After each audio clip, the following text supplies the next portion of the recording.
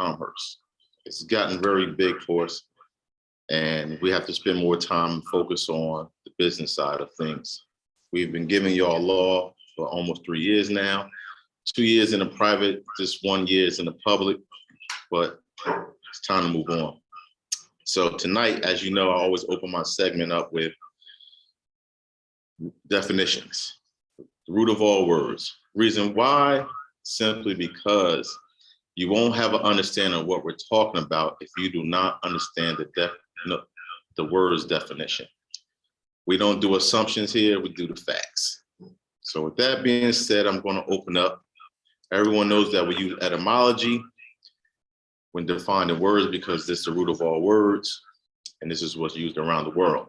So if you want someone from Pakistan or Spain to understand you, you might want to get you an etymology dictionary because they won't be able to translate your vernacular.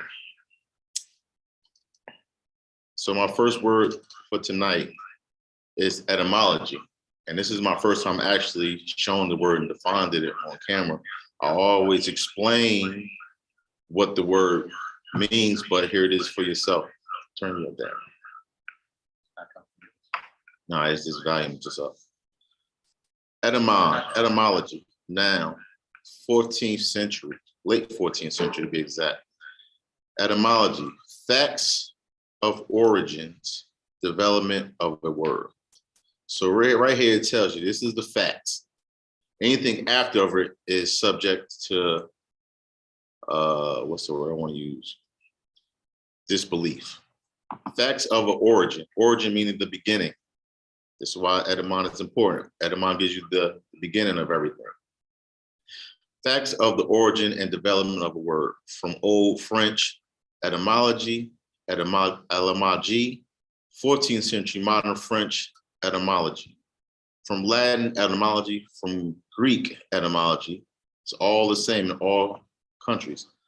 Analysis of a word to find its true origin. And they tell you again, word to find true origin. And believe it or not, the reason why people need to hire attorneys is because they simply don't know this. Between etymology and the law dictionary, because also you need to know that law is its own language amongst the English language as a whole. You need to understand that as well. Etymon should be used in everyday conversation, and when you're litigating, you should be using law. Where was I at? From late Latin origin. Property and study the true sense. That's where I'm at, just so everybody can catch up. Property, study of true senses of a word. With logi, study of a speaking of, see logic, plus etymon, true sense, origin meaning. Origin meaning, they keep telling you it's all in the beginning. Neutered of etymos, true, real, actual, related to etymos, true, which perhaps is cognate with Sanskrit, Santya, Gothic, Sunya. Old French, sold, true, from pi, set, be stable. Latinized by, I forgot that word, Cyril, as this is Latin, Cyril, as Benalamo, let me say it right, Bella, Lo, Quamim. All right, so now we have a better understanding of what etymology is. This next word is going to trip a lot of people up. I know I use it a lot of times, but for the last show, I had to definitely remind you. The next word is American. American is a word that gets used or thrown around loosely, very loosely. But I guarantee you 90% of the people in present day North America, South America, and join the islands today don't have a clue what the word truly means. So I'm gonna bring it to your attention. American, noun, 1570s, originally, and this is where the tricky parts are, originally one of the Aboriginal peoples discovered in the Western Hemisphere by Europeans. So why would they have original and then Aboriginal? Do anyone know the difference between original and aboriginal? I know you don't. When you take the time, look those two words up because they got both of them in the same sentence, but they're totally two different words. Original is you know what to be original. And I'm gonna tell you, aboriginal is away from original. The word ab in itself, the definition means away from, for those who didn't know. So aboriginal is away from the original. So we're talking about original ones of the aboriginal people discovered here in the Western Hemisphere by Europeans. From modern Latin, Americanus, from America. The original sense is now Native American, the sense of residents of North America of European. And this is the killer gorilla, originally British. So now let's think about this. If the original American is British, look at yourself, look at your partner next to you, look at yourself in the mirror. Do you look like you're from Great Britain? Something to think about. Original Americans is British. And all the Europeans that settle here, now they're native to Americans. So now they are part of the British colonial. But you'll hear more about British as we go along. Original descendants. My next word is treaty. Treaty is very important for the mere reason that a lot of people don't know how important treaties are. Treaties are actually supreme law of the land. Every land has a treaty. And I'm gonna explain to you what treaty is in a minute, but I just want to give you a little synopsis of what the treaty is. It's an agreement between two different parties, one nation and another nation. But I'll read it. Treaty. Now, late 14th century, treatment, discussion from Anglo-French treaty, Old French treatise, assembly agreement, dealings from Latin tractus, discussion, handling, management from tractar to handle, manage, see, treat, excuse me. Sense of contract, this is the key word, or leagues between nations and sovereigns. Contract or leagues between nations and sovereign people. So basically what they're saying is, we're sitting down at the table and they can be he's from Spain and I'm from Morocco. And we want to do business with each other, but we have to come to an agreement on how we're going to do business. He's coming on my land. So these are my rules if he wants to operate on my land. That's all the treaty is. It's like a playbook, rules and regulations.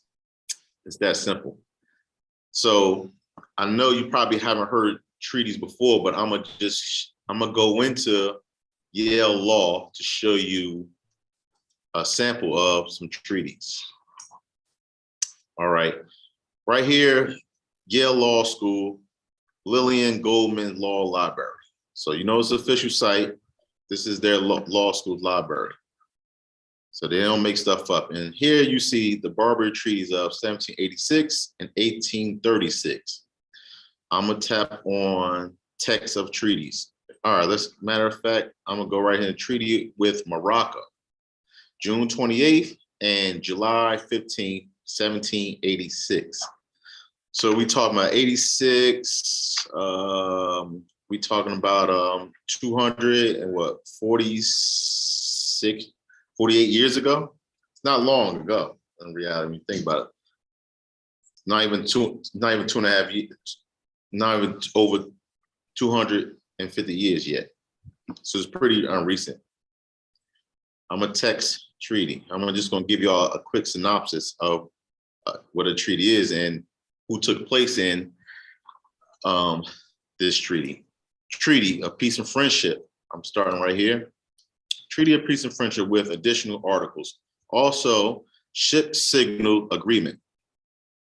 The treaty was sealed at Morocco with the seal of the Empire of Morocco June 23rd, 1786, the 25th of Shaban, 1200. And if a lot of, for my Muslim brothers, y'all should understand, you should know your calendar well when I say Shaban. And delivered Thomas Barclay, American agent. We all know companies have agents, so focus on the agent. He's an agent for America. Most likely he's British or European. On June 28th, 1786. And for my Muslim brothers, 1 Ramadan, 1200. Originally in Arabic. So the original treaty was in Arabic. So now you know, all our Moroccans, our native language is Arabic, also Latin. We only started using English when the settlers, the colonists came here with their language and basically wore us out of using our own so they can be in more control. The additional articles were signed and sealed at Morocco on behalf of Morocco, July 15, 1786, 18th Ramadan, 1200, originally in Arabic. The ship signal agreement was signed at Morocco, July 6, 1786, 9 Ramadan, 1200, originally in English. Now, this is the part that gets fun. Where is it at?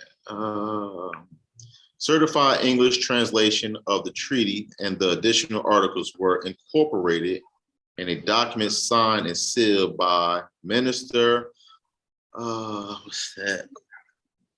Plenipotentiary of the United States, Thomas Jefferson.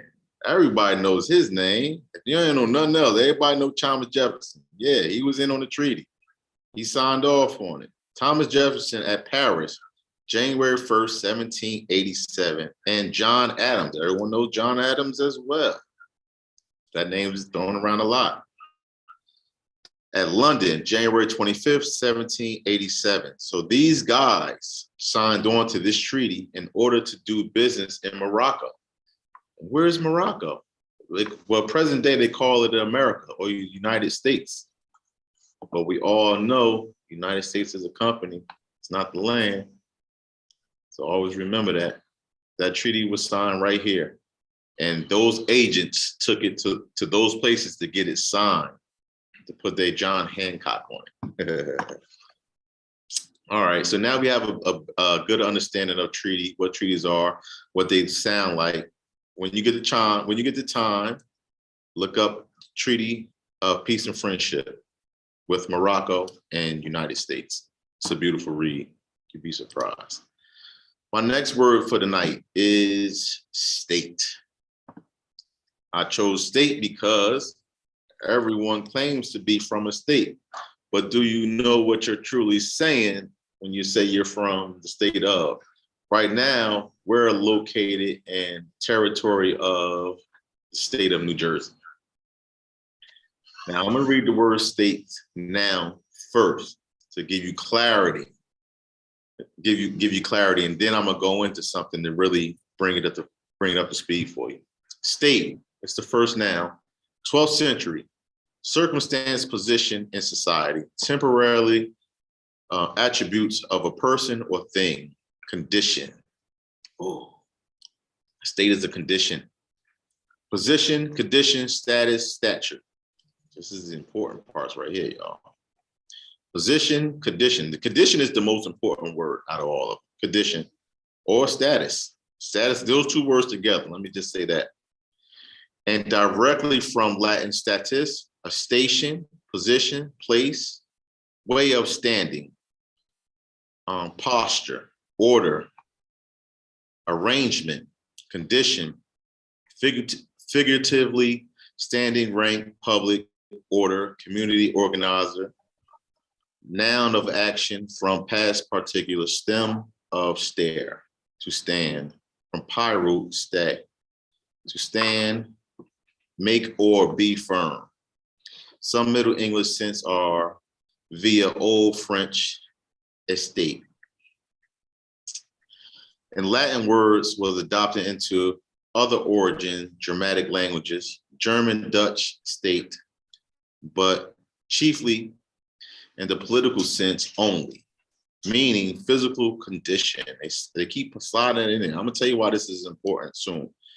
Meaning physical condition as regards from or status is attested from late 13th century, meaning mental, oh, here we go, mental or emotional condition. So that's what the word state is.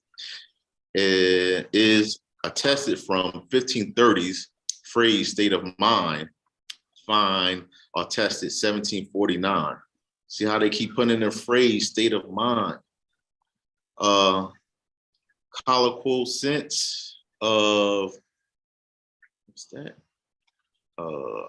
Agitated or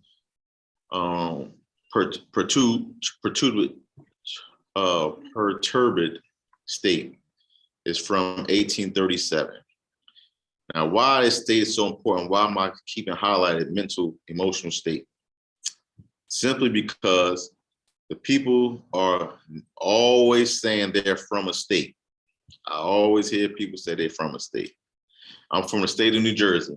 I'm from the state of New York. I'm from Pennsylvania state, always different state. One question. Yes. So each state doesn't mean each part of the land you're on? No, it's just a company's rule book that you're following by. So if I'm in North versus South Jersey, like Camden, I'm not up, further up in the land. That doesn't take me in the territory up, or is it just a state of mind? The state is the whole area where they conquered, but when you're talking about smaller parts, you're talking about counties now. So this Essex County is where North resides at. Okay. Mercer County, I believe, is where Camden is. I'm not sure. I believe that's the county. Camden County? Yeah. Okay, so it's Camden County. So every county has its rules and regulations because it's a providence. So they created their own. Every state is a company. So New Jersey, the state of New Jersey, that's what it says on everything. Everybody's called the state of New Jersey.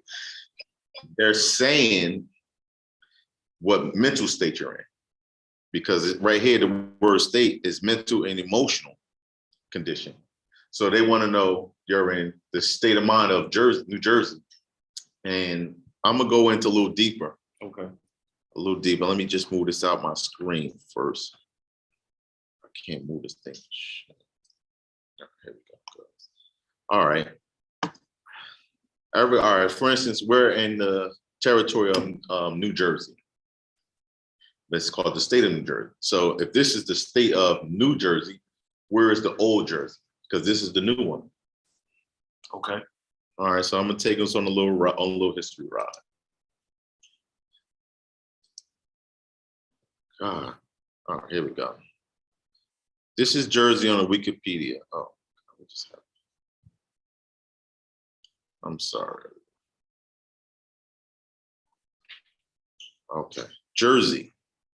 Did anyone know that Jersey is an island? Nope. Jersey has a flag. It has a coat of arms. It's located off the coast of England. But I'm gonna read into a little bit just to give you understanding. This article is about the island in the English Channel. For the nearby island, see, it pops up. English Channel. Okay. For other use, see Jersey. Let me stop on my cursive on stuff. Jersey, officially the Bailiwick of Jersey, French Bali, de Jersey. So they're talking French now. Which part I want to focus on the most? Jersey was a part of the Duchy of Normandy. Dukes became kings of England from 1066 after Normandy was lost by the kings of England in the 13th century. And the decal title surrendered, the French Jersey remained loyal to the English crown. And through it never became part of the Kingdom of England. I'm not going to get into detail, but take the time to read this for yourself. So now you know Jersey started off the English coast, and it's a whole country. They have their own rules, regulations, laws, and everything. So that king took the time to put men on his boat and row all the way over here, or however they got here, to Morocco, present-day America. And anybody from New Jersey knows where Carteret is. That's this man, that's the king's name. I'm not even gonna get into it and let you find yourself, but this is where Carteret got his name from. So he started there and slowly branched himself out till he got enough space where he called his own and said, all right, I'm starting my company, and they called it New Jersey. Just that simple, that's all it is. So now, I'm gonna go back to state. So when you say you're from the state of New Jersey, you're basically saying, I'm physically on Moroccan soil, but I'm mentally offshore of England when you're in the state, because state means mental or condition. See how it works? In every state, trust me, there's a king. It was named after a king. You just didn't know it, you never took the time to look it up. So now we got to overstand in the state. I have another one. So that's like people's souls are somewhere else. Absolutely. The body just Yeah, yeah, because they've been brainwashed. You gotta look at it like this. We was all born in captivity. How many people, you guys, what's your nationality? How many people you know can answer right off the bat if they're not from here? It's only the people that's in, we call present day North America, South America, join the islands, the only ones that call themselves American. You ask, well, what's your nationality? And they can't tell you. All other countries, brothers from Ghana, England, Brit, they all know their nation, their nationality, except for the people here. And that's simply all because they've been brainwashed. There's another note. Have you ever looked at the word of? Absolutely. Of, by definition, means away from. Right. Along with the word at. So when it says state of New Jersey, it's actually telling you you're away from actual Jersey. Absolutely. They said state meaning mental, away from New Jersey. And just for the people to say, huh, what you mean? I'm gonna pull up the word of so you can understand yourself. Of is preposition, Old English, of, unstressed, excuse me, of. Here we go. It's right here. It's right here, folks. Away from. The word of, it's a preposition word. It means away from. So whenever time you see the word of, just know it means away from whatever the word is following it. So when you're from the state of New Jersey, you're saying your mental is away from New Jersey because it's in England and you're over here in Morocco. See how that plays out? This reminds me of, I don't know if you ever played the game Mortal Kombat. Yes. And the last guy, how he would take people's souls. Mm. What was his name? Yeah. I can't get his name out either. But every Shao fighter, Kahn. Shao Kahn. yeah, so every fighter would go and fight to get to the final round, and you lose. He snatched your soul. Absolutely. All right, I want to find a word that the word of is used in to give y'all more clarity. I'm going to look up the word black, just curious. Black is an adjective. Now, I know this definition well, but I'm not going to go through it all. I'm just going to go to the part that matters the most. All right, I'm going to highlight this one paragraph right here. The usual Old English word of black was swart. Swart. You ever seen a movie Spaceballs? Let the swarts be with you. Mm-hmm. That's what they're talking about. According to Old English Dictionary, in me, it is often doubtful whether black means black, dark, or pale, colorless, wan, or livid. This is the part I want to show y'all. Use of dark-skinned people in Old English. Now we just learned what the word of means. I just showed you. So that means used away from dark-skinned people. This is the word black. It says it clearly in the definition. Used away from dark-skinned people. So everyone that's out there calling themselves black, first is an adjective. You can't describe yourself with an adjective, proper grammar. Second, black and white is literally just it's a status within the company. It has nothing to do with complexion. If you try to use it, it says clearly in this paragraph right here, used away from dark-skinned people in the Old English. So give the folks something to think about. But I'm not gonna get off track because I can define all day. This state, we did the word Jersey. Next word, federal. I know y'all hear the federal government. You hear federal a lot, but no one knows what the word federal truly means. So I'm here to bring it to your attention.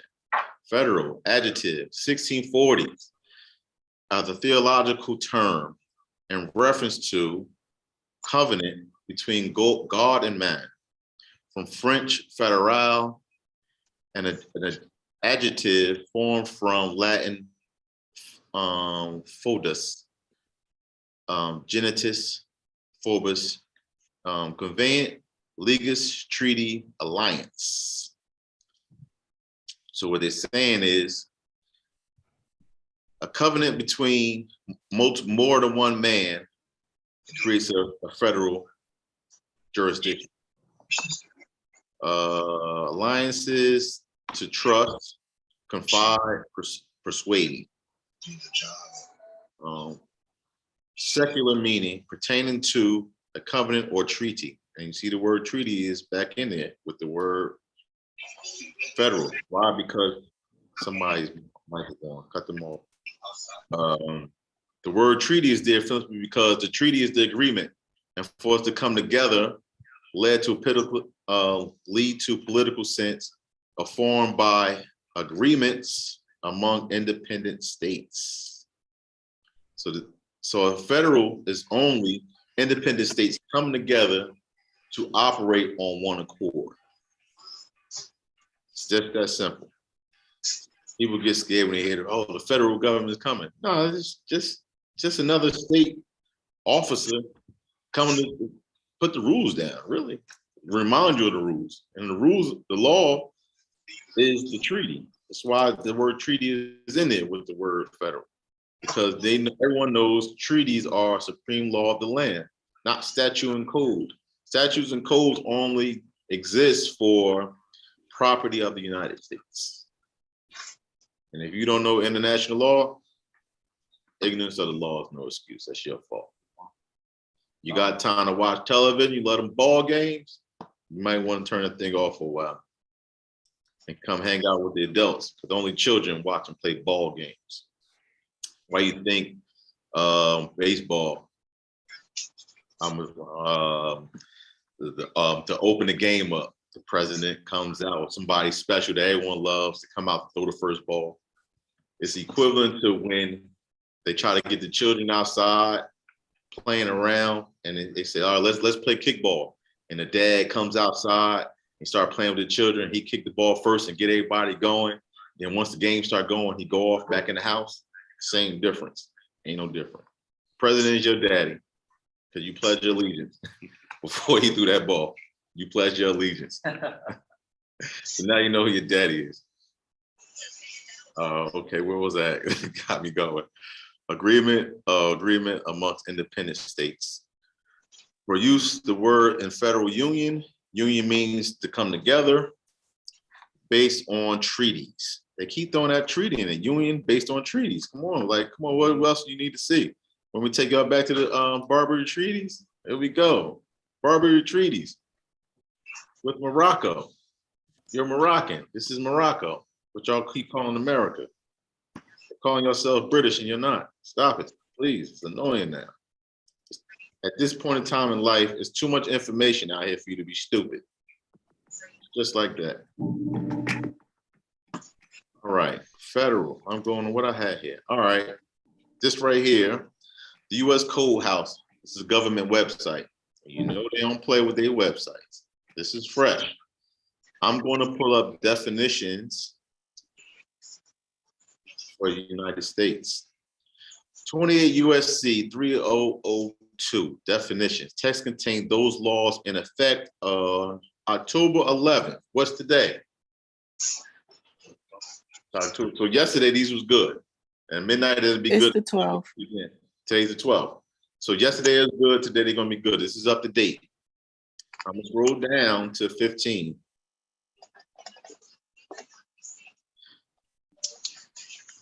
Because a lot of people don't know the world they live in. United States means a federal corporation. What's a corporation, brothers and sisters? It's a company. Corporation is a company. And the word corpse is in the word corporation. So that means it's dead. It's not even alive. So if you said you're from the United States, you're not even saying you're a human being. You know that. B, an agency, department, commission, board, or other entity of the United States, or C, an instrumentally of the United States. So this is all company conversation. They're letting you know that they're a company. They're not lying to you, saying they're a nation, and this is their land. They know it ain't. They're just telling you they're a company that operates as a country. It's just that simple. These boys are good.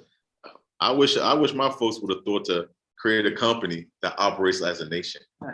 That's fly, man. We really think about it. Yeah. That's real smooth, man. Well, they did learn from us.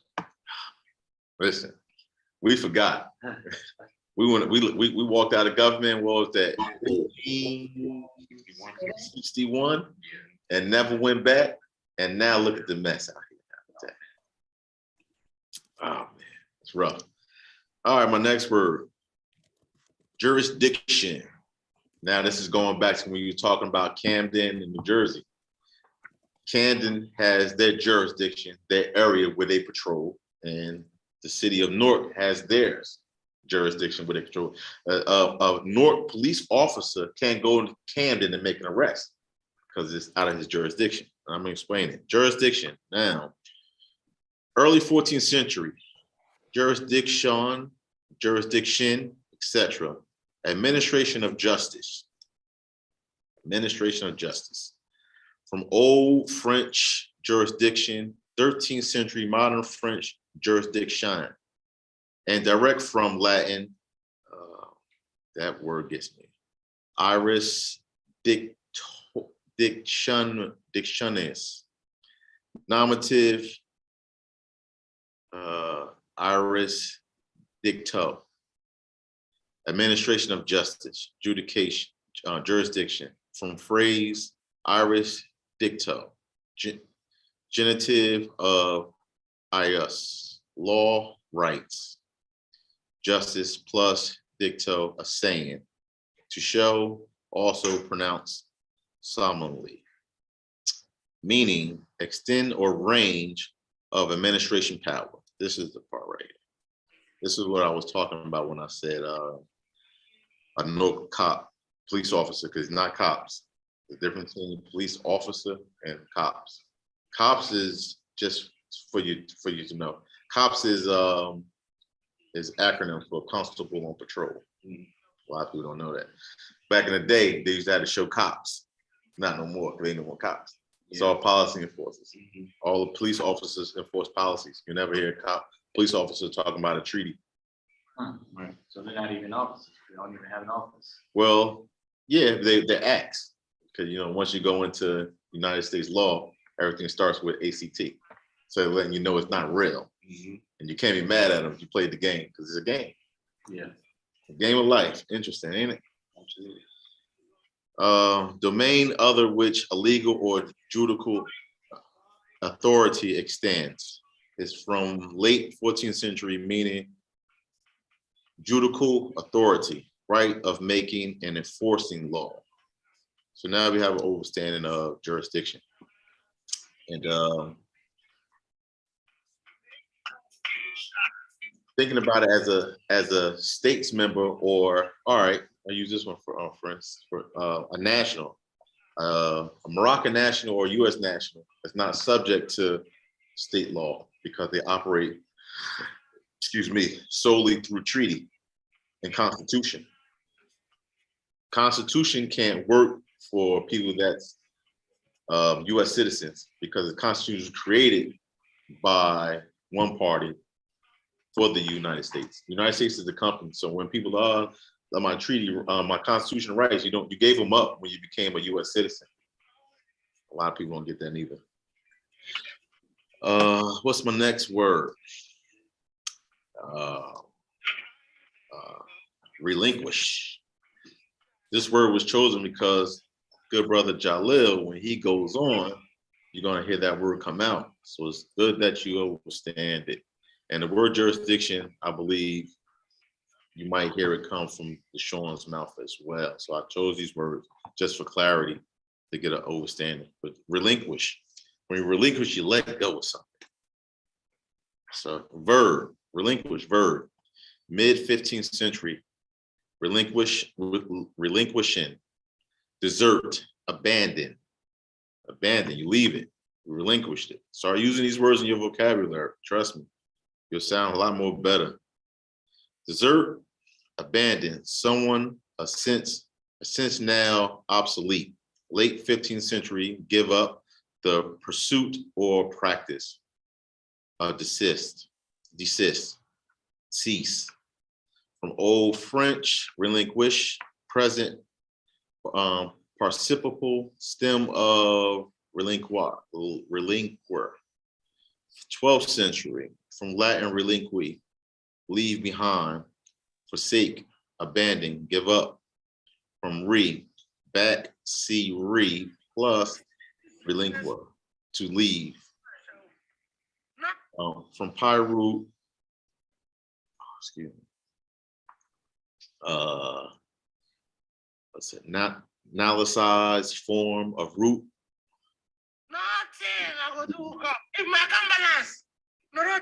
Somebody kill her. So relinquish is just to let go of something. It's good to relinquish your stress. Let it go. Holding on to it only is going to make you sick internally. And my last word of the night, clandestine. I like this word. I don't use it often, but when I pull it up, I say, all right, I gotta start keeping this in my repertoire more often. Clandestine, adjective, secret, private, hidden. Private. I am clandestine, very clandestine. I'm a very private, secretive person. I love the private sector. 1560s, from Latin clandestines, secret, hidden, from clam, secret, from adverbial derivative of base, of celerus, to hide, to cover, conceal, save. Perhaps on modern of intestinal, internal, related, clandestinely as a noun form, there is awakened clandestincy. I like that word. I think that's a word that you probably be using again too. Oh yeah. All right. So just to recap, etymology, the root of all words. Get your etymology dictionary. Me personally, I would recommend Oxford University's etymon. That's the one that everyone around the world uses. It's in the top 3. Anytime I talk to somebody about etymon, they talk about Oxford. So I actually have one. American. Are you truly an American? You got to ask yourself these questions. What are you saying when you cast these spells upon yourself? Because you're using spelling words. Spell words. A spell, by definition, means a hypnosis state. When I cast a spell upon you, right now, you're locked into my view. You can't turn your head. You can't answer your phone because you're under my spell right now. And all I did was use words to hypnotize you. So are you American? All right. Are you American? Americans are originally British. Is your granddaddy British? Is your grandmama British? Gotta ask yourself these questions. Treaty. Treaty is very important because there's a treaty that's being used on this land. We have the oldest treaty in world history, right here in Morocco. United States still stand on it. It's the reason why they're here. They're able to operate here. It's because of the treaty. And until the rest of us wake up, realize that we've been duped, come back to your Barbary states that's already active. You just don't know they exist. Grow up, stop being a child. It's time to stand in the affairs of man. Your foremothers and forefathers set this thing up. When you abandoned it, you relinquished. You let it go. And now look at you. You're dealing with it all now. Get slaughtered in the streets. The first thing you say, the first spell you cast is, oh, the police officer killed a black kid. We just looked up the word black.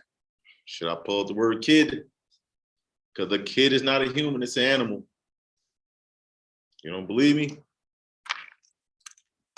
See it for yourself. Kid is a noun. What's that say? A young goat. A kid is a young goat. So when you say, yeah, my kid got shot by a police officer, you just said your goat got shot in the streets. And you wonder why some police officers are not going to jail. It's just that simple. You're casting the wrong spells upon yourself. It's just that simple. State. What state are you in? Where is your mind at? It ain't home. Home is Morocco. But I guarantee you, you're going to tell me some corporate state. And there's a difference between the corporate states and Barbary states. Two totally different things. Corporate state got your mind. This is why the flat screens are so cheap in Walmart. They need you to stay tuned in. As long as you tuned in to that, tell lies to your vision, they can keep controlling you. And that takes me back to the Batman movie with the Riddler. Y'all see the one with the Riddler, Jim Carrey? Mm-hmm. And he had the, everybody was tuning on TV and he had the certain antennas. Yes. And he was just broadcasting, taking everything from their brain and minds, and he was stuck on the TV. Casting. Yep. Casting spell, broadcasting. It's all sitting in your face. We just don't realize it. I'm gonna just show this one more time, just to show you people that's from the state of New Jersey, where your allegiance is going to, where your tax money is going to. Because when you're at home, you don't pay taxes, baby. This is why we're getting into the commercial side of things. We laying off this law. We gave you more than enough to free yourself, sustain yourself at least. Federal. It's just a bunch of agreements amongst independent states. Barbary states, corporate states can come together and make an agreement to do business. That's all the federal jurisdiction is. Jurisdiction. How wide is your jurisdiction? Did you know the Moroccan Empire consists of Greenland all the way down through Canaan land, present day Canada, present day North America, South America, and the adjoining islands. We have the most landmass on the planet. It belongs to the Moroccan Empire. And as long as you keep calling it a corporate state, you will not have the keys to the kingdom because you are not casting the right spells to free yourself. Just that simple. Relinquish. You never knew what rights you had to even relinquish them. It's not your fault, but it is your fault. Because at some point in time, someone told you this. You ain't take the time out to do your research. And it's crazy now. Before, you would have to go to the library, open the Encyclopedia Britannica. That thing is in your hand now. It's no excuse. There's no excuse for you not to know anything. It's no excuse for you not to have no money in your pocket. You can make money doing anything off these devices. There's no excuse for nothing. The only problem is you. You're the problem. You're not doing nothing. Stop blaming other people for your faults. It's over. Grow up. Thank you. And the last word, clandestine, private, hidden. Start using it. But that's my segment for the night. Probably hear more from me, but my job is just to get you warmed up for what's to come. And I yield. Thank you for your time. Awesome. Thank you, guys. Not a problem. Who's next?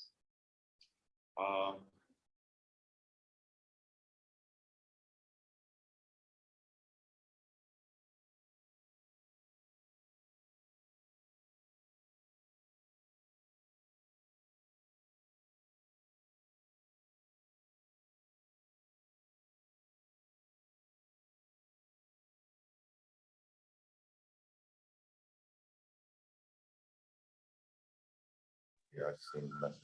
Okay. I will start from the top.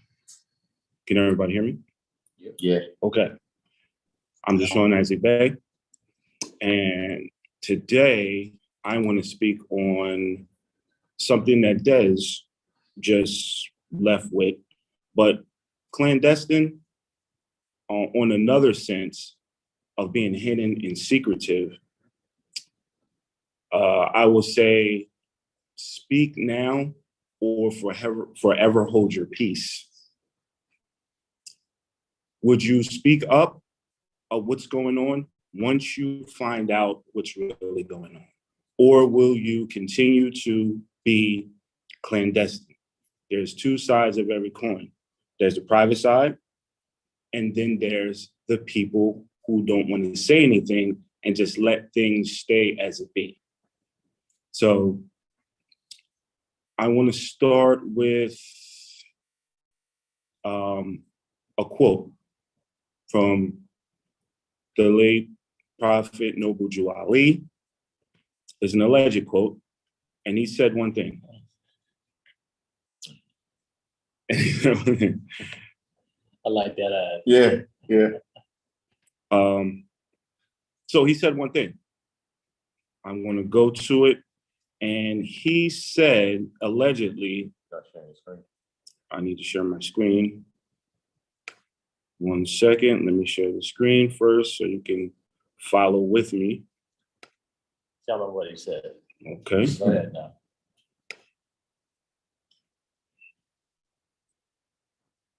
All right. So, number 13. Noble Drew Ali allegedly said that one day, every wheel of the industry is going to stop. And when they start up again, it will be in the Asiatics' favor. Now, Asiatic, could we clear that up? Is that talking about Asians? Or is that talking about Moors of all kind? Absolutely. Moors of all kind? Yes. So therefore, things are happening now where in the background, you might not see it. We all, in our private meetings, in our when we're back in Lenape and now Morocco, we all share certain information that what's going on with the United States. There are things changing within the United States. And it is not in the favor of the people, especially not the Al-Moroccans. So therefore, when we get this information, we all should act accordingly how to prepare for the future. Des just made a light of that. The United States is a corporation. So the wheels are turning against the United States. If you know it or not, that's what's happening. So it's certain information that you might not pay attention to. You should start paying attention to, especially when it comes to finances, when it's talking about money and resources. Pay attention to inflations. And this is where I say clandestine comes in, because you can see it and we can make mention of it and share some information to keep you abreast of how to prepare for the future. But then there are those who just turn their eye and just, oh, that's interesting information. Oh, it ain't gonna happen to me in this generation. I'll let it happen to the next generation. But those of us who have children try to keep a strong future. How do you say it? Posterity. Yep. Prosperity. So, clandestine, being quiet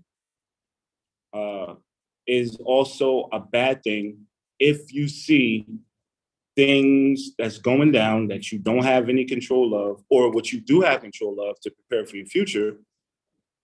You can do something about it, or you can continue to engulf yourself with what you think is still going to continue years to come, which is not.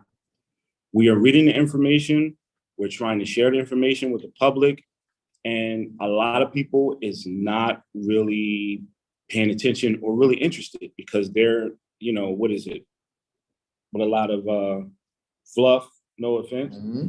They have a lot of fluff going on with everybody wants to be a rapper, a ball player.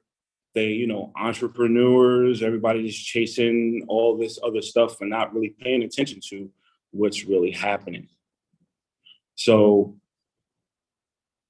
that's attractive.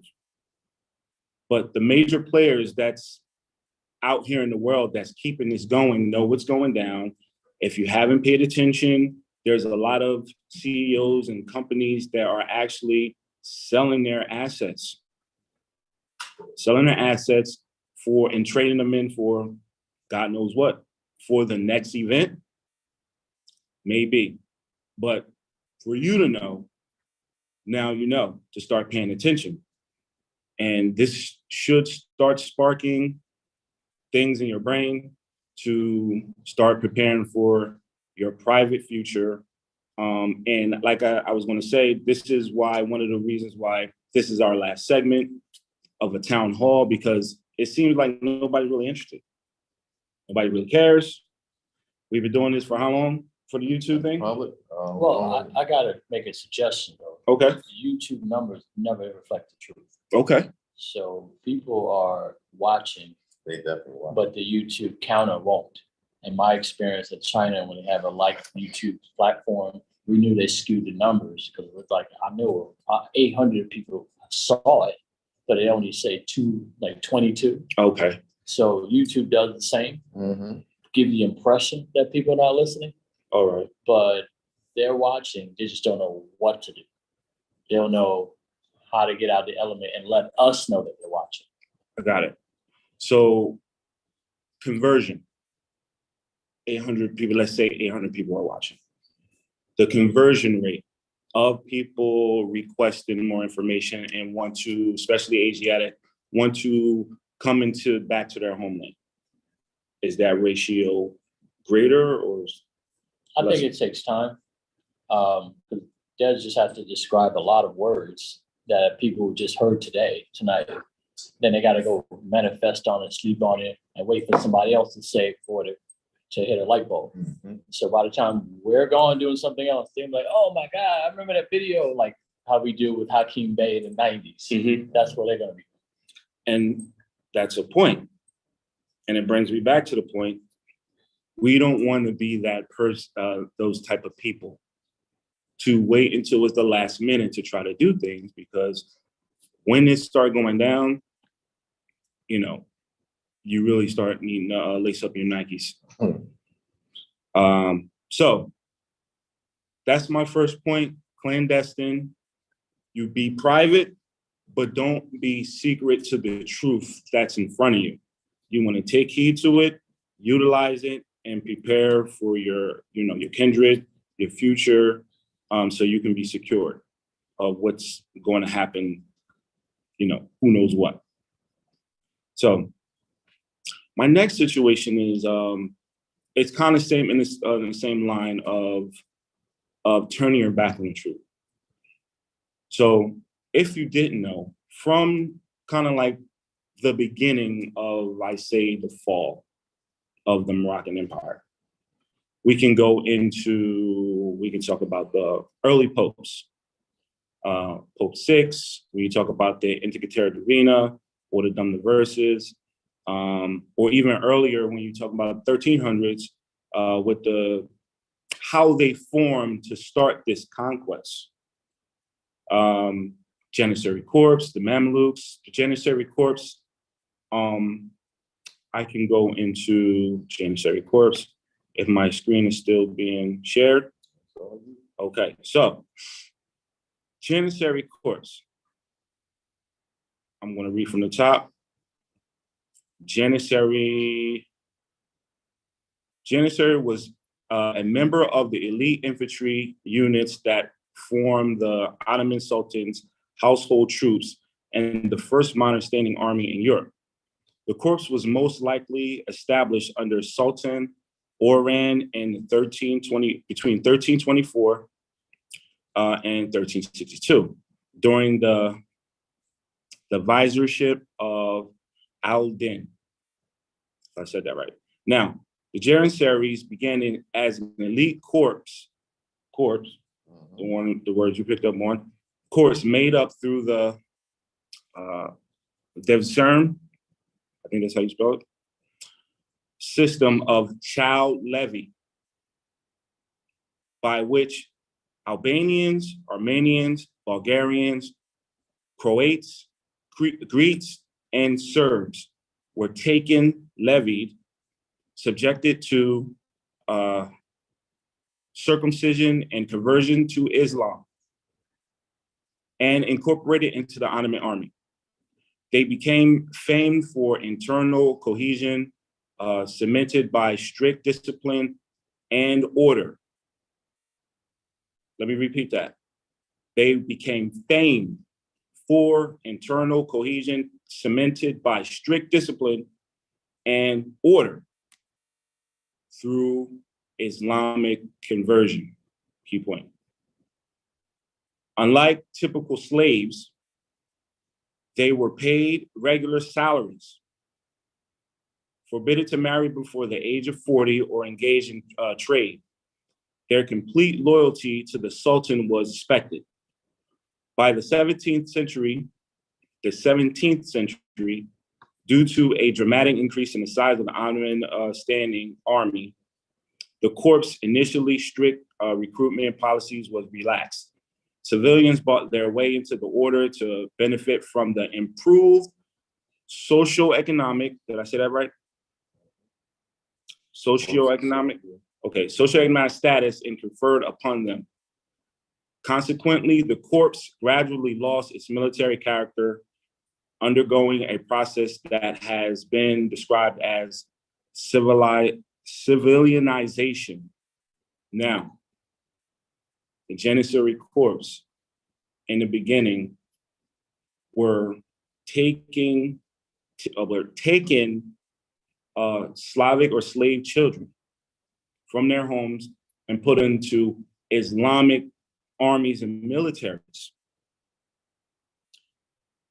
You know, what they experienced, as it said, what they experienced was great structure and social status as they grew up in the military.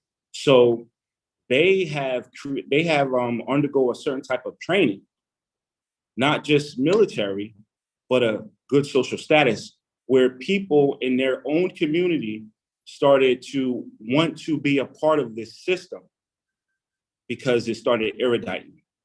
And from here is where we start to get these cliques and certain bonds through certain European nations to start taking over the Moorish Empire. And some of these, like I mentioned, Inca Terra Divina, where you will see, I will read, was a pope that was a bull from a pope, Pope Alexander VI, on the 4th, 1493, almost 100 years later from the Janissary courts, which granted to the Catholic monarch kings of Ferdinand II of Aragon and Queen Isabella. Now, if you didn't know who these two people are, Ferdinand and Isabella, these were the last people in their own royal line that took down the Moors and turned it into Spain. That's who these people were. So he granted to both of those parties all lands to the west and south of a pole to pole line 100 leagues west and south of any of the islands of the Azores or the Cape Verde Islands, which is off the coast of Africa and towards more western, extreme west is what? Morocco, present day America. Okay. This was his strategy to start taking down the Moors, taking their land, and giving it back to their own trust. So if we move it along, we have Christopher Columbus, which is everybody's favorite, right? Wasn't it just Christopher Columbus Day? They Xing that out. That's dying down. Listen, at the end of the day, they was all for work, so that doesn't count. Okay. Just leads to the best man who discovered America. Now, discovered, which I just thought of just now, but I knew, discovered literally means informant. Discover, yes, he discovered America, but he was an informant. He was charged to look over into the Americas, the new land, to scout, to see what's here and report back.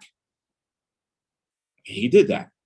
If y'all pay attention to his voyage, he kept going back and forth. That sounds like a snitch to me, or informant, to be more formal. So he was charged to go and check it out, report back with the information, and then they'll take over the rest. So from the beginning, they want to take over the lands, all the popes, and bring it up to this present day, where we made a treaty with them, right? We made a treaty. They came in seemingly good faith. We created the contract of,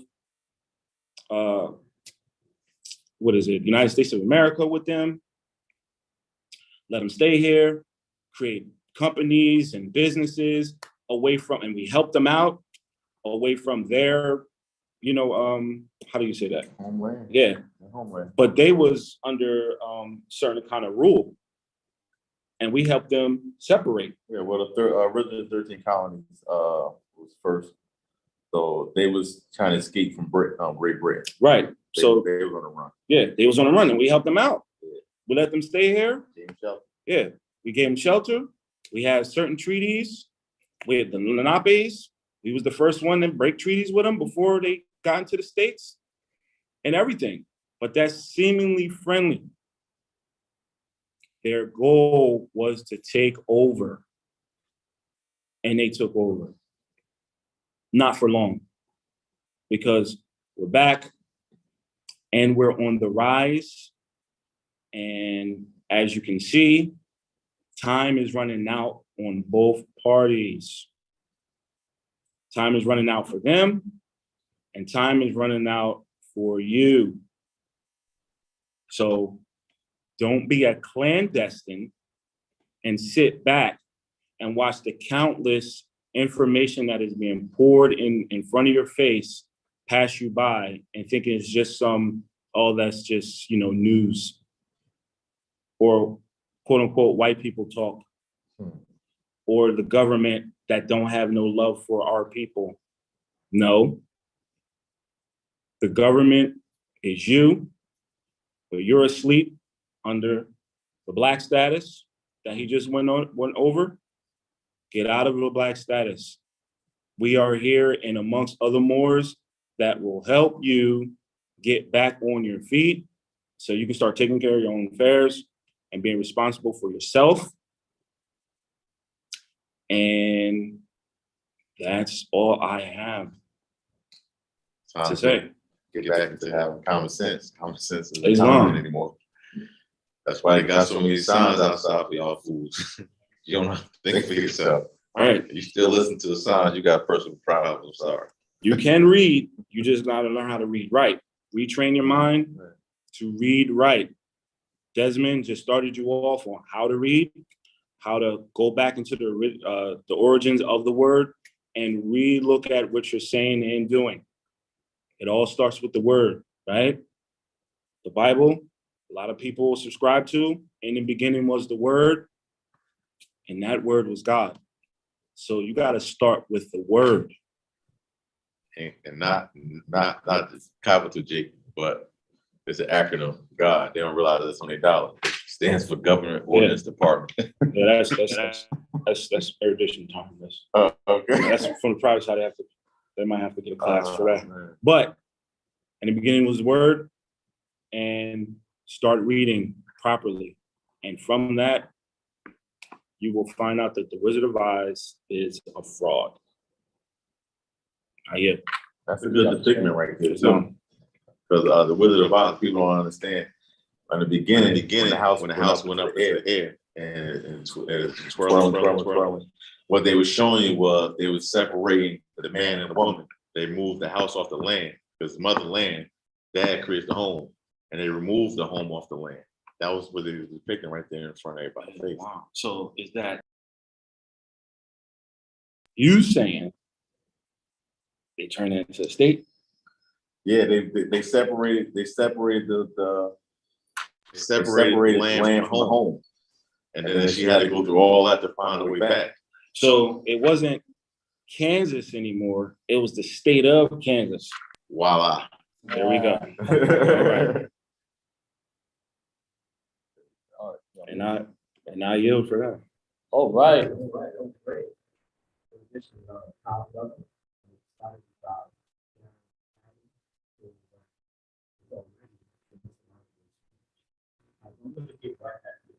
It's an overview. We recommend that you watch started with, I was continuing to research,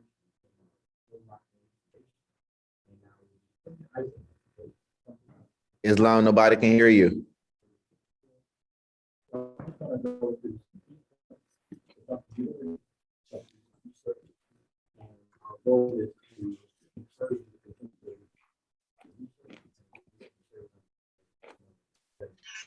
Yo, can't hear you. If you're speaking, nobody can hear you.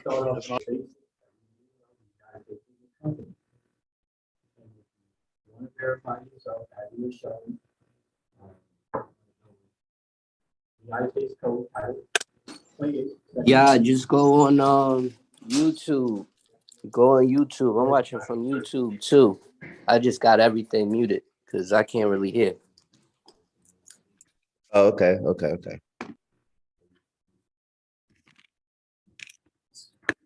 Here we go. How about now? Someone give us a thumbs up. You can hear them now. Yeah, there we go. Okay, so the point again is to clarify that we're dealing with a large body of land with a company acting like they're a country. So funny story, I was down at the United Nations headquarters building in the what is known as the city of New York, and I've seen some great people out there protesting for Afghanistan. So I'm curious, like I've never been out here. I'm seeing them with the signs. What is it called? Stop human rights, whatever they're screaming. So I go up to one of them and I'm just asking what's going on. They said, we want people to pay attention to what was going on. And I said, cool, is anybody here a lawyer? It was like nobody was a lawyer. Then I stopped and took a step back and I seen them doing photo op show photos. I'm like, they're all like, all right, you go ahead and take a photo with it. All right, now you who want to do it? You do it next. So everyone was taking turns being in the center where you had the back, all the extras holding their signs, human rights, with the background, United Nations, and they're going, help the Afghanistanians, and they're showing free this person or stop killing. I'm like, who is this person? No photo, no nothing. So I'm saying even the Afghanistanians are, I know this Hollywood thing. So on behind them, I see some folks in Taiwan. So I was like, all right, this is where I can test my Chinese. So one of them is holding the Taiwanese flag. So I'm like, this is bold. And he in the back behind Afghanistan waving the flag. I'm like, what's going on here? So the other one's holding the US banner. So I'm like, okay, this doesn't make sense. In the front, you have Afghanistani anti-UN, anti-US, but there's a flag next to them that's a US banner with the Taiwanese in the back. So I go talk to him. I said, do you know that's a company? He looked at me like, what? No, it's a country. I said, brother, man, this is a company. He looking at me like he saw a ghost. Like, I don't know. So he's like, he don't know what you're talking about. I'm speaking in Chinese, by the way, the whole time. So there's no way he can't understand me. So I said, all right, let me pull out my binder. I pull out the binder. Right? It's the magic book. And I pull it out and I show him the code that Des showed. And they're looking at it and they're going,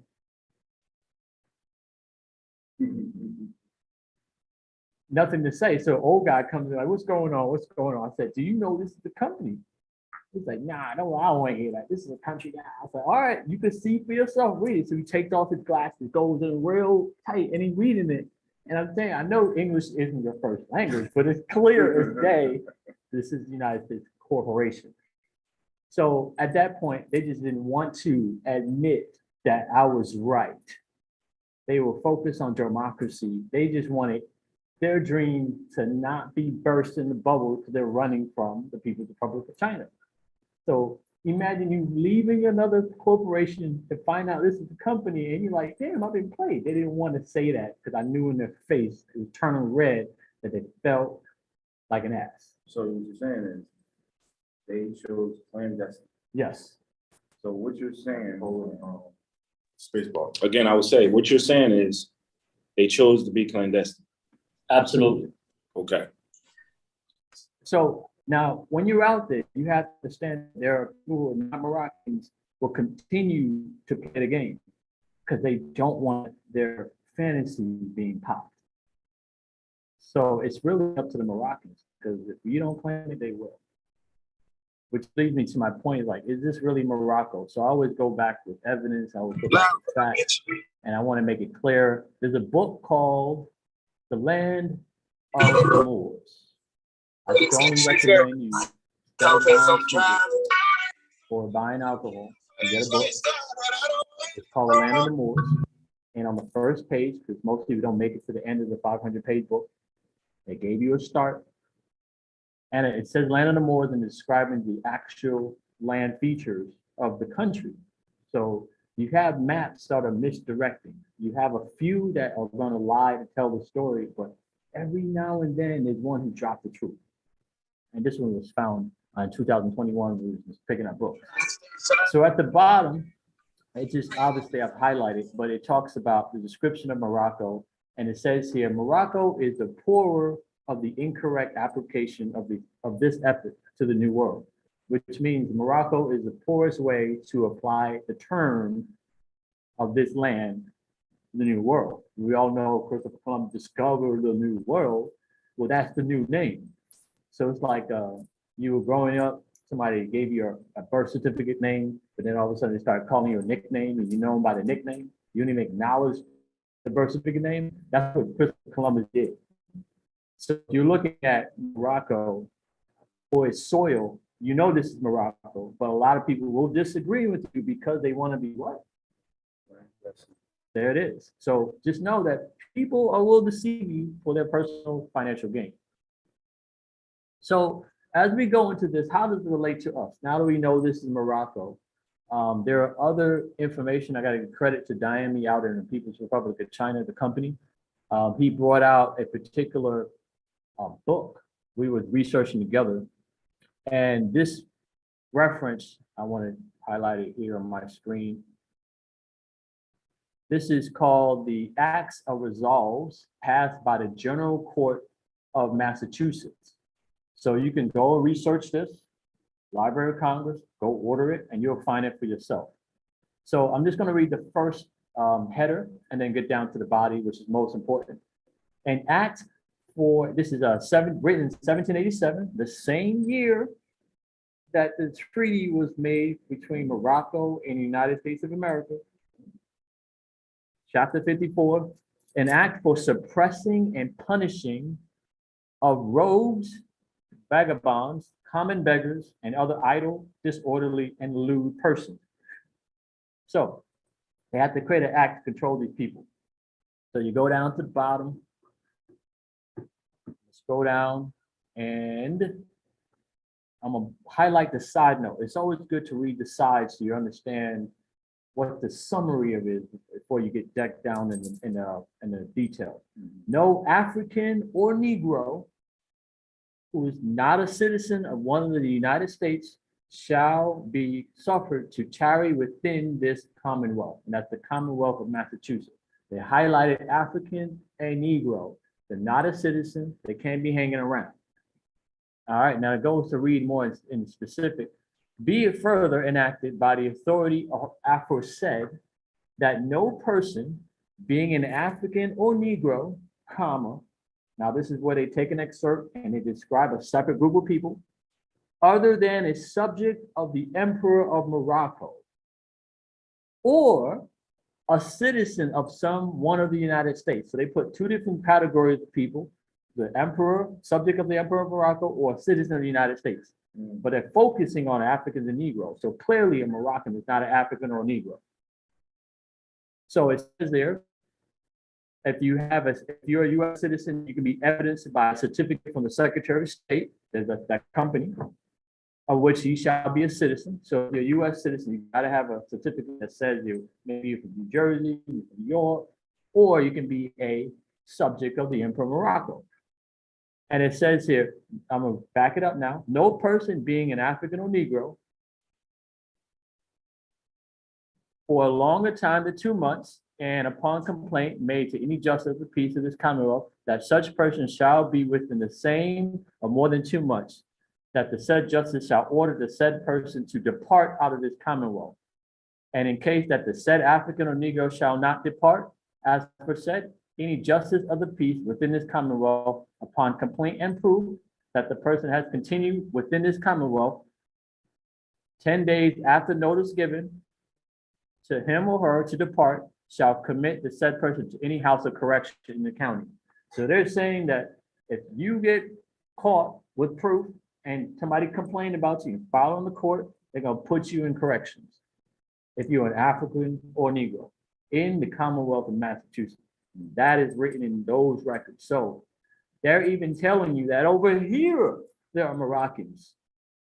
And you got to keep in mind that the modern day Moroccans that people think about is the kingdom, not the empire. The emperor is part of the empire and the king is part of the kingdom. So now we go ask ourselves, wait, I'm confused. I thought Morocco was over there. So we're going to give you some clarity. We're going to show you the maps of the Barbary states to bring you visually where I am. Some people just stuck in their zone. And so as I blow this map up, I want you to come with me on a ride. You got your red shoes on, no place like home.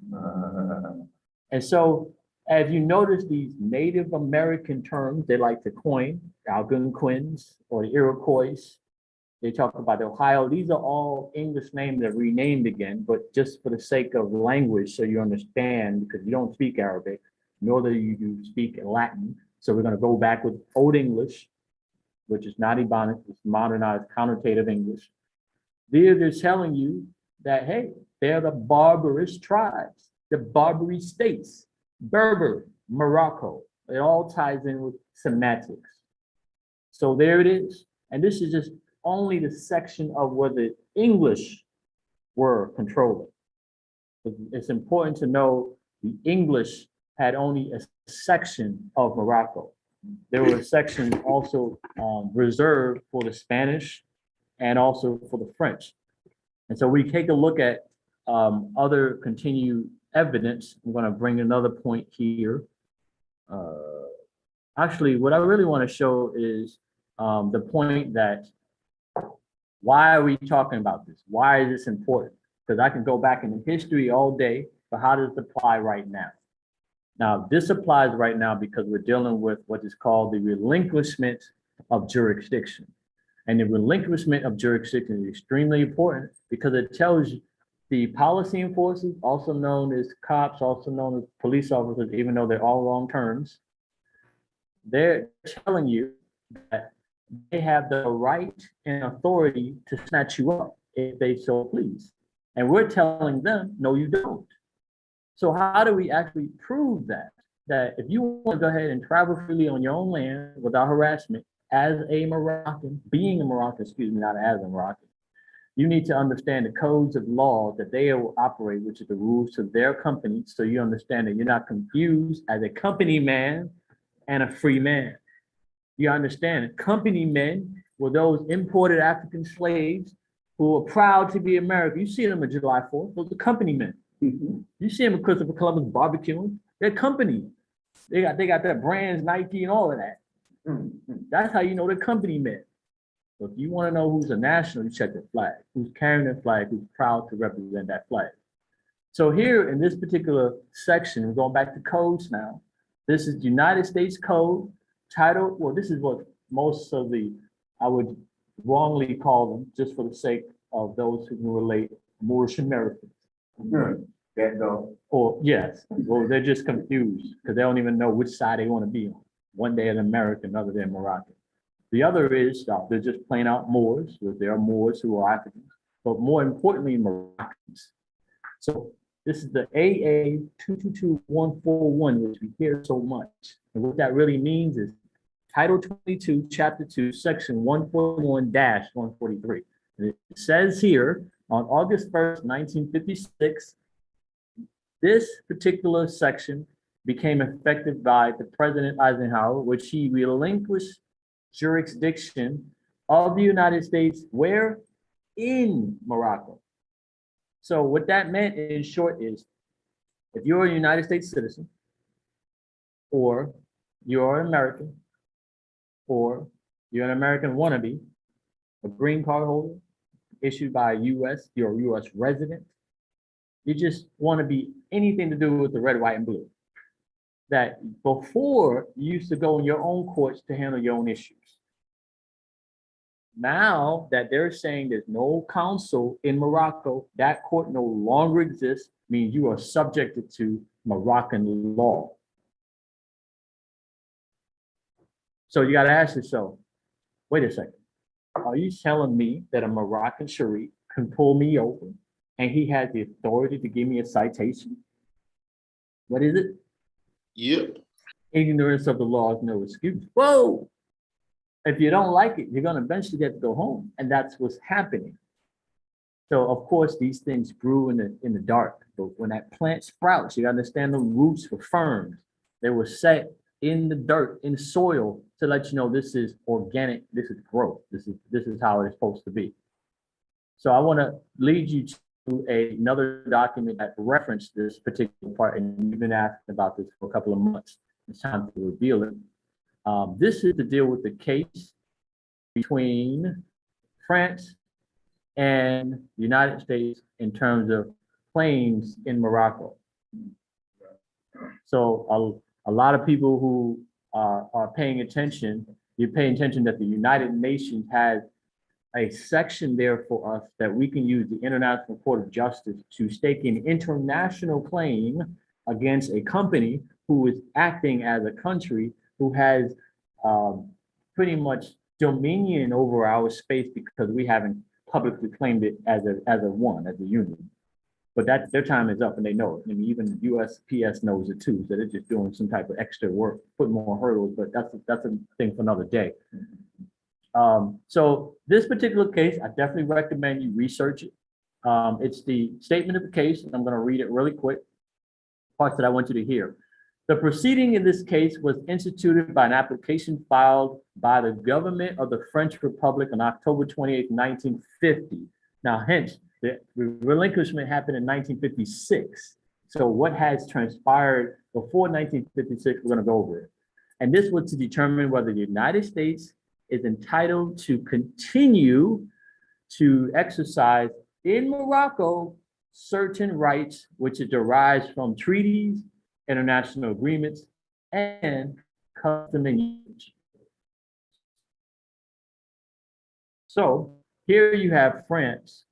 France is saying, wait a second, the United States is messing with our money. And we're gonna go back a bit, because why did France say that? Well, they were charged with being the protectorate of Morocco. And this was put into place in 1906. So I'm going to quickly show you 1906 treaty.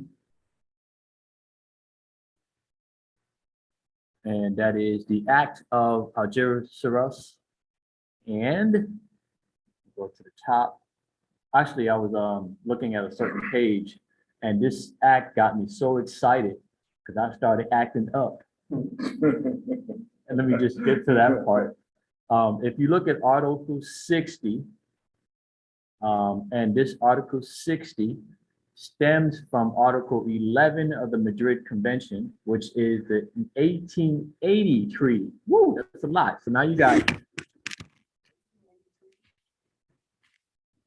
the 1880 treaty, you have the 1906 treaty, and then you have a court case in 1950.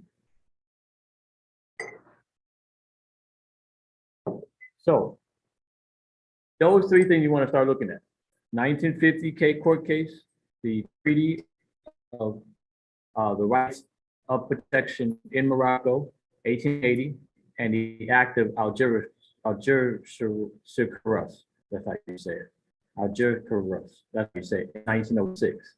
So those are the ones you want to look at. So let me quickly bring you to 1880. Then I'm going to jump back to the 1906. Then I'm going to hop back over to the 1950 case.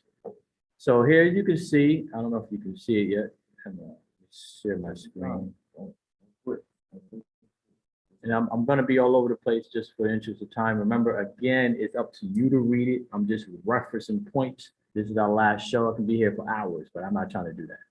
So the right of protection in Morocco, and this is when they carved up different parts of Morocco for the sake of different jurisdictions. So if you were the German, the Russian, French, let's read them all. So you got Germany, Kingdom of Prussia, you have the Belgians, Denmark, Spain, you have French, Great Britain and Ireland, Italy, of course they got Morocco, the Netherlands, Portugal, and Algarves, and Sweden and Norway. And notice it's the King of Sweden. So if you do some research about Sweden, you realize the reason why they act differently is simply based on their structure. So when you scroll down to Article 11, it says here, the right to hold property is recognized in Morocco as belonging to all foreigners. So here the Moroccans are giving foreigners permission to hold property. They say own it. It says hold it for me. You ever told somebody to hold your umbrella while you tie your shoe? You expect the umbrella back. Don't go just walk away and it's raining. Like, I need my umbrella. The purchase of property must take place with the previous consent of the government. And they're talking about the Moroccan government. And the title of such property shall be subject to the forms prescribed by the law of the country. So all these people who have property, show me your what is it called? The consent of the Moroccan government that you can actually have a deed there. If you do not have one, there's an international claim that will be taken from you when a Moroccan wakes up and decides to claim their land. So I best recommend that you make friends with the Moroccan quickly. And if you don't believe what he's saying, for all our homeowners that's on the line, go dig up your deed to your home and find, if you take the time to look at it, on a lot of pages, it has you listed as a tenant on something that you'll claim that you own. I know, I did it too, when I was buying property. They have you just initial going down. You never took the time to read it. Your lawyer's supposed to do all that. But just know that you're not the owner of that home, as you listed as a tenant inside that deed. Just a FYI. Take the time to look. Everyone got one. They don't change them up. And also mainly a deed is just some type of receipt of a transaction that happened. That's it, right? It doesn't give any type of claim of ownership. No title. Yeah, it just shows you like, hey, this property, this person has what? You know, is renting this land. Yeah. That's it. The home, claim the land. They only have title to the home. Oh, not even Claim the the land. land. That's why That's why they pay tax. Got it. Absolutely. Absolutely. So even when we go back a step, so we can see visually how the carving up happened. As you can see on the East Coast, we're talking about the United States, AKA Great Britain. On the West Coast, we're talking about the colonization from Spain, which is called New Spain, which is why you see those Spanish names in California, Nevada, Utah, and those areas. And then in the center is the French, where they were back and forth of ownership, where initially it was controlled by Spanish. No, I'm sorry, by the French. Then it was given, or I would say, given to the Spanish because French was broke. They had to pay the war debts. Then France got it back for about a year or two. And then they sold it to the US, which is a Louisiana Purchase. And notice that Louisiana, the name came from King Louis XIV. So if you do your research, you see that they carved up Morocco. The way they carved it up was from longitude, which is top to bottom, rather than, and then they redistricted the map latitude, which is from east to west. So it seemed like the top part is Canada, the center is the United States, and the bottom is Mexico. When they just flipped the map, it's confusion when it was really cut out the other way. I like the fact that even on this map, it shows Russians, America. If you go back to it, a lot of people don't know that literally, if you was in, Russia's Alaska. Yeah. But people don't know that Alaska, you literally take a 10-minute ride on a boat from Alaska to Russia. People have no clue. Yeah, They think it's like on the other side of the world somewhere. absolutely. And that all has become, because Absolutely. they think about the globe theory, not a flat earth theory. Absolutely. And it says there about Russia and America. So, and if you really want to know the truth about the Native Americans, they're really Serbians, went over from Russia, Canada, and down and made a deal with the Europeans. Play what? Hollywood. So when we can go back now to that treaty, we read the 1880, and we're going to go to the 1906 treaty. And the 1906 treaty says in Article 60, in accordance with the right granted by Article 11 of the Madrid Convention, which we just read, foreigners shall, it's foreigners, you are a foreigner if you're not Moroccan. When's the last time you've been called a foreigner? You're foreign. Do you speak Arabic? Do you speak Latin? We know English is England's language. So it ain't here. So I strongly recommend you look at your great-grandparents' history and find out who you really are. But this is not just Moroccan, this is where everybody to recognize that maybe you want to do business with us. You want your land taken. You'd rather change master. Maybe you want to just give credence to Morocco instead of the United States, knowing the United States is raising taxes and creating inflation and just robbing you, giving money away. We're going to treat you better. We love you. So foreigners shall have the right to acquire property throughout the Sharifian Empire. So we're going to let you roll with it. This isn't a part of the empire. And His Majesty the Sultan shall issue to his administrative and judicial officers such instructions as may be necessary for them to not refuse the registration of these without lawful cause, not legal cause, lawful cause dealing with international law. Subsequent transfer either deeds by living party to death shall continue without hindrance. Just change where you're giving your taxes. That's all we're saying. I mean, the ones who are illuminated and erudite and not ignorant and not sleeping will treat you well if you treat us well. Pay tributes to Morocco. We're here. When I was at the Corporation of China, they made sure they reminded me where I was. This is China. Okay. You don't like it? Go home. They would literally say it in English. They made sure they learned that part in English. Like, tell these mofos how to get up our land. And they were pretty proud of it. They were prideful. They were creating nationalism, which is nothing wrong with nationalism if you're a national. If you're not a national, you're going to hear them say, "Oh, no, national," because they know they don't have a real claim. So to wrap that part up, like I said, in the interest of time, I'm going to jump to the next point. What we're doing here is we're looking for information to prove the case. So here we go. Again, the Treaty of Peace and Friendship, and I'm going to show you quickly as we wound down. 1836, get an authenticated copy from the Library of Congress so you know that this holds true. And this particular treaty that's in existence is still active, and I'm going to show you in a few minutes. Now, the most important part that we're talking about, the jurisdiction in Article 20 that was talked about, that when I read it tonight, it just gave me another light bulb, that Article 20 and Article 21 is no longer active.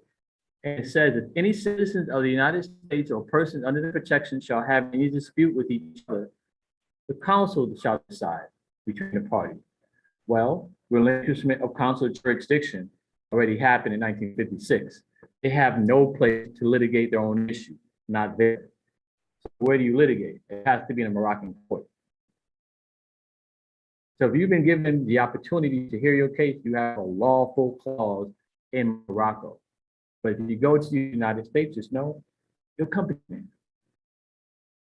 You're going to deal with policies, not law. That's why they always talk about policies, policy. Same thing for Article 21.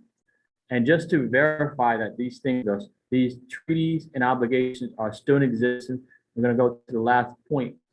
I'm not going to dive into too much. I think we'd say that for those who want to learn about the actual case that I'm going to go with, it's going to go with residents.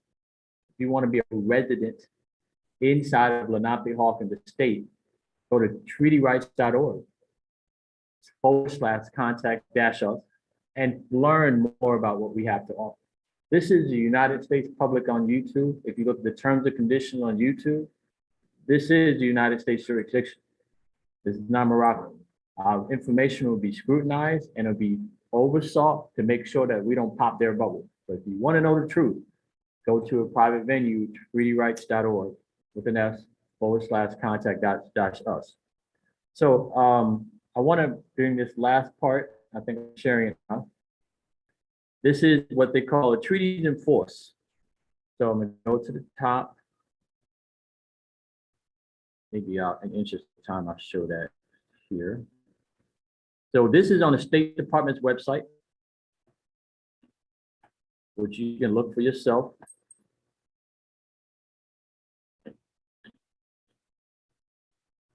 So treaties in force, a list of treaties and other international agreements of the United States in force January 1st, 2020. So we go to the PDF page, this document of page 319. This is where it reads Morocco. Now notice it says here, the independence of Morocco was recognized in a joint declaration signed in March 2nd, 1956. The reason why it was recognized because they had to relinquish jurisdiction based on the case between France and the United States, and the United States lost.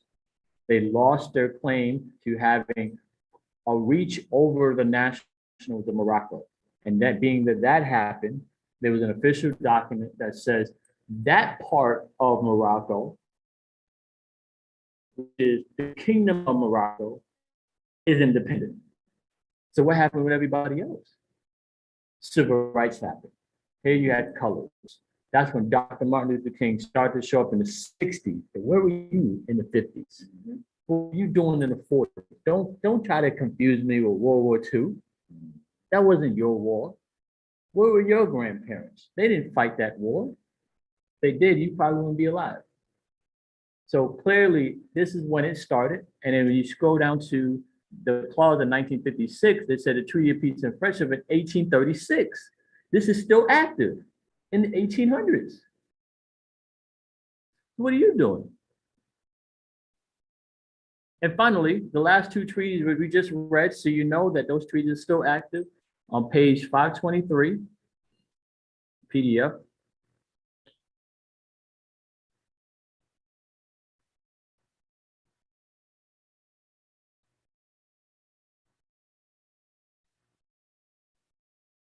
(523) had multilateral treaties in force. And if we scroll to the right, diplomatic and consular relations, Convention of 40, establishment of the right of protection in Morocco. Here you see it, Morocco, and all those parties we already named. So that is in force.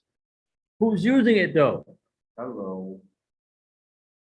And the final one, which we had talked about, which is 564, another active treaty. And you got to stay current. If you don't stay current, then you're going to get played putting out expired documents in front of people's faces. This one is trade and investment. So if you look, General Act of the International Conference at Algeciras with the additional protocol signed in Algeciras, Spain, 1906. Another one. And it says that extraterritorial jurisdiction Morocco relinquished. So that is active. The 1906 is still current. The 1880 is still current. The 1856 is still current. The 1836 is still current. And the 1861 is still current. You want to know what those other numbers are? Contact us on treaty rights. I'm a yield from that. I thought it was a lot of information, but we already know that the United States is the company. This is our last show to tell you in public. You're just going to start seeing it. Just so you know, when you see it, we did a lot of work before you. Actually, it's going to start next week. Yeah, I'm looking forward to the place. Yeah, but All right, so any last comments you want to leave for the message for the team? Oh, about the Moroccan, We Buy Moroccan. You want to let them know? We Buy Moroccan. Yes, We Buy Moroccan. It's a marketplace for all Moroccans. Okay, let me pull it up for you guys. But it's a marketplace for all Moroccans, starting with us and Lenapehoking. We have high quality products to, share with you all. I'm about to pull it up so you can see, what we have in store.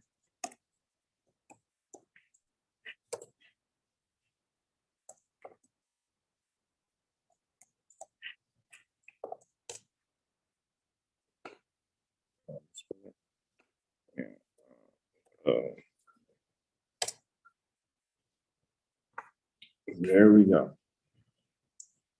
And We My Moroccan, we have our mission. And if you want to subscribe to any of the newsletters or next events we got, or dealing with our catalog of any of our Moroccans that is having services, you can subscribe, send your email, set it up. We started out with a few products, but over time we will have more to give you services within our home Morocco to start building within for the whole nation. And just know, people, every nation has their own. The Jews do it, the Indians do it, everyone spends their dollar within their circle. It takes about at least 5-6 months before it come up out of their nation. And we're the only ones that don't do it. Soon as we get $1, we run to somebody else outside our own people just to spend it. And we need to get out of that practice. So absolutely, we definitely recommend those who are in business to definitely go visit our sites. We are obviously looking to support other Moroccans, not only through law, but also through commerce. So there already have been clear to me that other nationalities are interested in doing business with the Moroccans. So here we are, and now you can find us. Definitely go to WeBuyMoroccan.com for all commercial interest and activities. I like that one too. Egyptian eyes. Oh yeah, we got some major stuff with our Moroccans displaying what they have for service. Just stop on by and check it out. Pretty smooth, man. I think you did a great job. Oh yeah. For me, yes, this is the website I build. I build the website. I build websites, logos, flyers, anything. Come on in Morocco, see what I have done for my people and also for you soon. Last word, don't be a clandestine. Be one if you want to protect yourself, but don't be one to see the destruction go down and you don't have nothing to gain. I get from that. Des, what you got to offer? I just want to say, y'all been trying to be black for the past 50 years. Try something different, because it ain't working for you. Oh, absolutely. And yeah, I just had an oops group that was supposed to bring a jacket and I didn't bring it. But nevertheless, you definitely will stay tuned for those who want to check out a clothing line at julioq.com, and you'll be able to experience not a greater appearance and feel for you being Moroccan. So we are putting out the clothes for the next century, so be sure you stay tuned.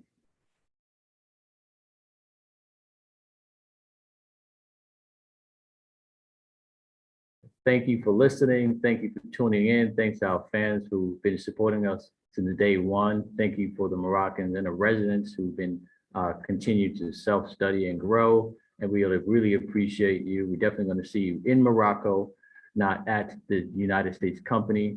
And make sure that you just live your best, be your best, stay healthy, and more importantly, share the love. Absolutely.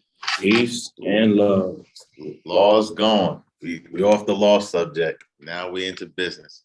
Commerce is where it is. I know there's a lot of Moors, especially Temple Moors, that don't know how to do business outside of the US, but inside of their own state or country.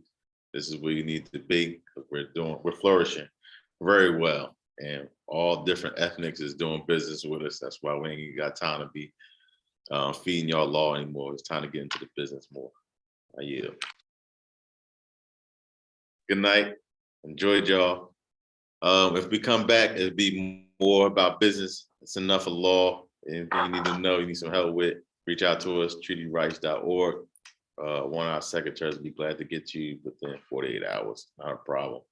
But it's time to get your money up. Come on home. Good night.